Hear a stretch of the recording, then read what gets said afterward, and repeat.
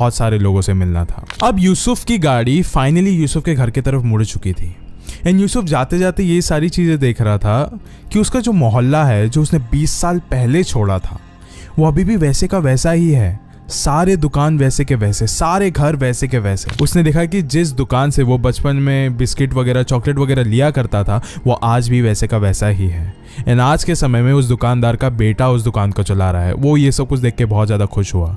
अभी उसका एक्साइटमेंट और भी ज़्यादा बढ़ गया था क्योंकि अब वो फाइनली उसकी जो गाड़ी थी वो उसके घर के सामने आके रुक गई। वो अपने घर के पास गया, उसने नॉक किया लेकिन किसी ने भी दरवाज़ा खोला नहीं। उसने और ज़्यादा नॉक किया, किसी ने भी दरवाज़ा खोला नहीं।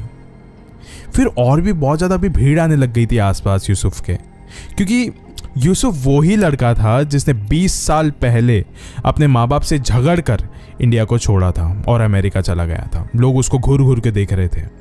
यूसुफ भी बहुत ज़्यादा अनकंफर्टेबल होने लग गया। उसने बोला ये क्या है यार, घर पे अभी कोई भी नहीं है, मैं एक काम करता हूँ शाम में वापस आ जाऊँगा। एंड वो फिर अपने घर से वापस जाने के लिए मुड़ गया। वो जैसे ही मुड़ा ना, पीछे से दरवाज़ा अपने आप खुल गया। उसे लगा कि शायद से हवा चल रही है इसके लिए वो अपने आप खुल गया होगा। ठीक है, उसने अपने सारे बैग्स लिए एंड वो घर के अंदर चला गया। फिर वो जैसे ही अंदर गया अपना सामान लेकर, उसने अपना सामान नीचे फेंका और उसने अपनी माँ को आवाज़ लगाई। 2-3 बार आवाज़ें लगाई लेकिन इस बार एक आवाज़ दूसरी तरफ से यूसुफ की तरफ आई और यह आवाज़ उसकी माँ की ही थी। यह आवाज़ आ रही थी पहले माले से, फर्स्ट फ्लोर से। यूसुफ भागता हुआ गया फर्स्ट फ्लोर पे एंड उसने देखा कि उसकी माँ उसके पिता के बाजू में बैठी हुई है एंड उन दोनों की हालत बहुत ही ज़्यादा ख़राब है। दोनों बहुत ज़्यादा बीमार है। लेकिन इतनी ज़्यादा बीमार होने के बावजूद यूसुफ की माँ ने यूसुफ को गले लगाया। उन दोनों की हालत देखकर यूसुफ भी बहुत ज़्यादा इमोशनल हो गया था कि ये सब कुछ क्या हो गया इन दोनों को।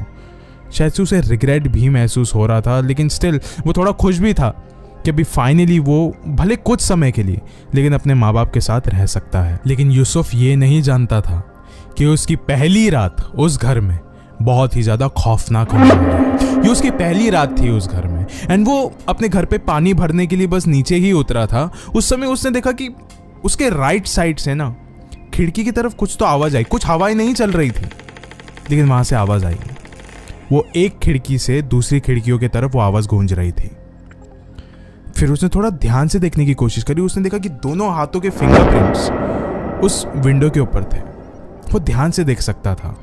उसने और थोड़ा ध्यान से देखा तो देखा कि सारे विंडोज़ पे वो हाथों के निशान हैं, जैसे कि कोई तो इंसान है, कोई तो शख्स है जो कि बाहर इतने रात के अंधेरे में खड़ा है और अंदर झांकने की कोशिश कर रहा है। ये सब कुछ देखकर यूसुफ बहुत ही ज़्यादा घबरा गया था। उसके